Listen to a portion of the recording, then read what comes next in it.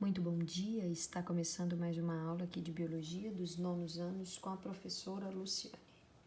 E hoje nós vamos fazer a resolução de alguns exercícios sobre o tema visto então nas aulas passadas, divisões celulares e a formação do indivíduo.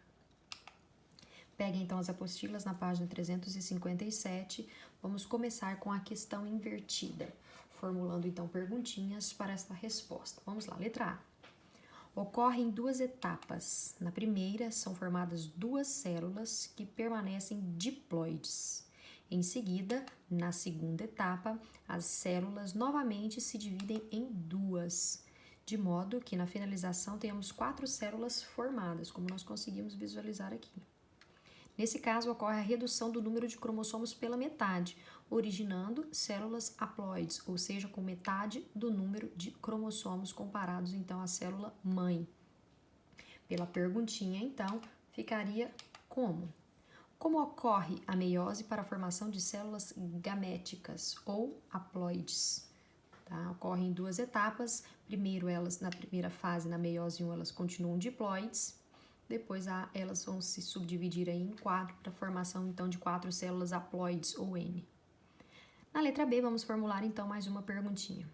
Isso é necessário para que, durante o processo de reprodução na fecundação, os organismos formados recebem 2 conjuntos de cromossomos, um paterno e o outro materno, de modo a formar um indivíduo com um conjunto completo de cromossomos em suas células. Então metade dos cromossomos vem do óvulo e a outra metade vem então no espermatozoide para formar então um indivíduo completo.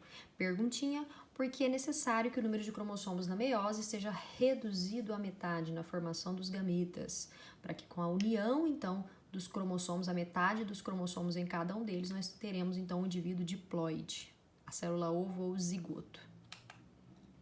Na página 363, na questãozinha de número 1, por que dizemos que os seres que se reproduzem de maneira assexuada geram indivíduos clones?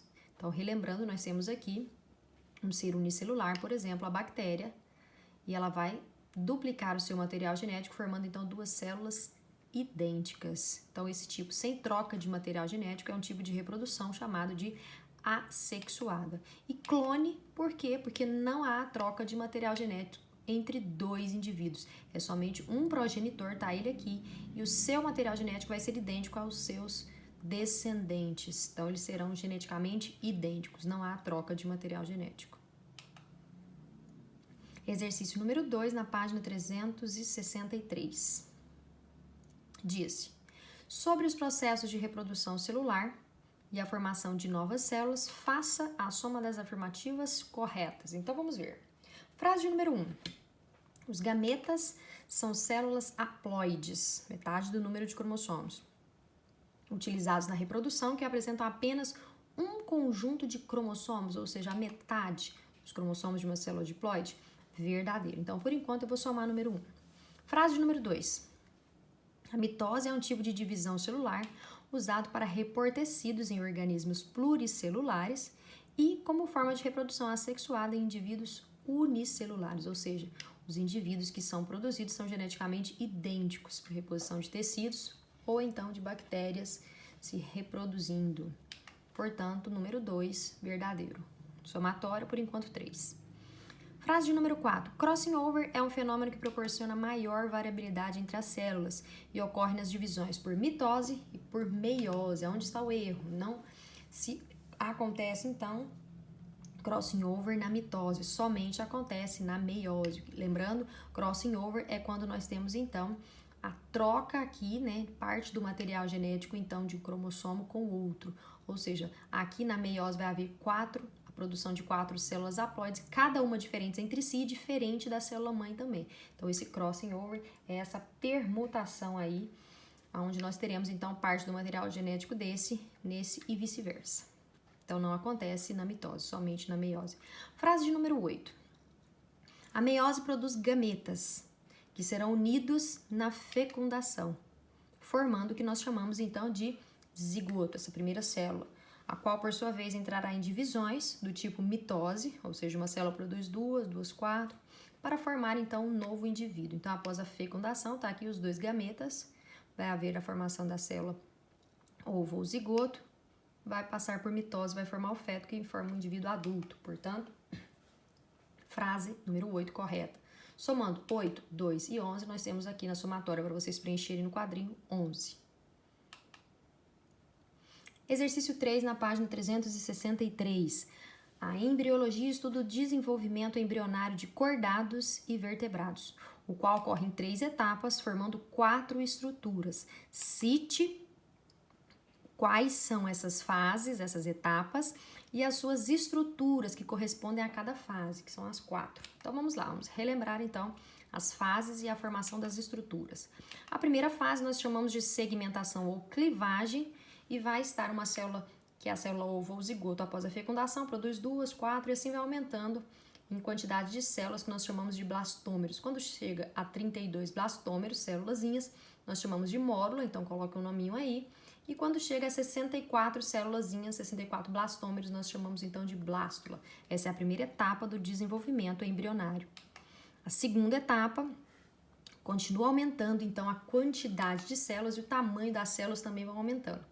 Nós chamamos então essa segunda etapa de gastrulação, que vai estar formando então essa blástula aqui em cima, sofre uma deformação, uma invaginação e vai estar formando essa estrutura denominada então de gástrula.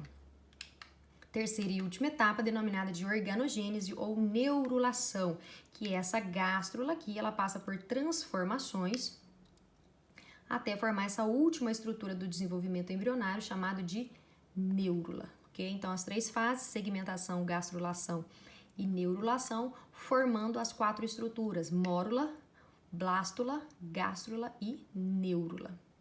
Não precisa fazer os desenhos, só coloque então as fases, as 3 e as 4 estruturas aí na apostila de vocês. Na página 366, questãozinha de número 1. Para a formação de diferentes tipos de células, são utilizados 2 processos de divisão celular, a mitose e a meiose.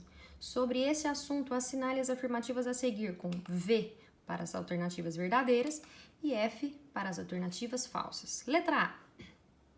A mitose é um processo de divisão celular que forma células idênticas à célula original. Então, nós temos 2 células filhas aqui, que vão ser idênticas à célula que deu origem, ao seu progenitor. Portanto, essa é uma afirmativa verdadeira. Células idênticas são geradas. 2. Na letra B, a mitose é utilizada por alguns organismos unicelulares para reprodução. Nos pluricelulares, ela pode ser utilizada para repor ou regenerar tecidos e formar novos organismos. Então, a mitose, relembrando, a célula produzindo, então, células idênticas a ela, tá? Para reposição de células, para formar novos indivíduos e assim sucessivamente. Portanto, verdadeiro. Letra C, o processo de divisão celular que ocorre após a fecundação é a meiose. Na verdade, o processo que ocorre aqui após a fecundação, quando forma o zigoto, tá? Essa multiplicação de células, uma vira 2, 2, 4 blastômeros, essas célulazinhas. Esse processo, então, aqui, essa multiplicação celular é denominada de mitose. Portanto, falso. Na letra D, a mitose é a única divisão celular responsável pela formação de gametas. Lembrando, a mitose forma células idênticas a ela, ó, diploides e 2 diploides. O que é o erro? Não é o processo de reprodução, então, para formar os gametas, na verdade, é chamado, então, de meiose, onde uma célula diploide forma 4 células haploides, para estar formando, então, os gametas, que são haploides ou gaméticos. Portanto, letra D, afirmativa, falsa. Exercício número 2, página 366. Observe o esquema a seguir e responda às questões. Nós temos aqui uma célula com o seu material genético. Letra A. Qual o tipo de divisão celular está representado na imagem? Então, essa célula aqui, tá, com o seu material genético, ela vai estar conseguindo produzir 2 células idênticas a ela que deu origem. Ou seja, se aqui é uma célula diploide, essas 2 células são diploides também. Qual é o tipo de divisão celular, produção de células idênticas, está representado então na imagem acima? Mitose, devido a haver a formação de 2 células filhas idênticas às células filhas, à célula que deu origem. Na letra B da mesma questão, em que tipo de células ocorre esse tipo de divisão? nas células somáticas, ou seja, as células diploides, que vão produzir duas células também diploides ou 2Ns. E qual a sua importância para o organismo, a importância de produção, então, de células diploides, ou seja, idênticas a ela, tá? É para poder atuar no crescimento, ou seja, uma célula produzindo duas, quatro e assim sucessivamente. Na regeneração de tecidos lesionados ou danificados, tá? Um machucado, uma fratura, e também aí na cicatrização aí da pele, tá? Ou do machucado, do órgão que seja, do tecido ou do órgão. Pra gente finalizar, então, a questãozinha de número 3, na página 363. Enumere os passos do desenvolvimento embrionário na sua ordem cronológica correta. Então, nós vamos colocar de acordo com que essas etapas acontecem. Vamos começar, então, do início. A primeira parte é chamada de fertilização. O que seria isso? Após a fecundação, que é a união dos gametas, espermatozoide masculino e óvulo feminino, vai haver a união, então, do material genético deles. Então, esse é o primeiro passo. O segundo passo é chamado, então, de segmentação ou clivagem. Então, essa formação, então, do zigoto, que é essa primeira célula aqui, após, então, a fecundação e fertilização, essas células vão produzindo dois blastômeros, uns 4 e assim sucessivamente, de forma progressiva. Quando chegar em 32 blastômeros, nós temos a estrutura chamada de mórula, depois ele vai dobrar com 64, chamado de blástula. Então, essa é a primeira fase, segmentação ou clivagem, só aumentando a quantidade de células. A próxima etapa, então, nós chamamos de gastrulação. A gastrulação é quando essa mesma blástula aqui, ela sofre uma deformação e vai estar formando essa estrutura denominada, então, de gástrula. A última etapa, então, do processo de desenvolvimento embrionário, das fases do desenvolvimento embrionário, é a neurulação ou organogênese, aonde essa gástrula aqui em cima, ela vai passar então por sucessivas transformações e elas vão se diferenciando. Essas células vão formar os tecidos, que vão formar os órgãos e passam por um processo chamado de diferenciação celular. Cada uma delas vai apresentando uma função específica no corpo, formando a última estrutura do desenvolvimento embrionário, que é denominado então de neurula. Então, para ficar então nesta ordem, segundo, primeiro, quarto e terceiro, nós vamos marcar a letrinha D. E é isso aí, pessoal. Eu vou ficando por aqui e até a nossa próxima aula.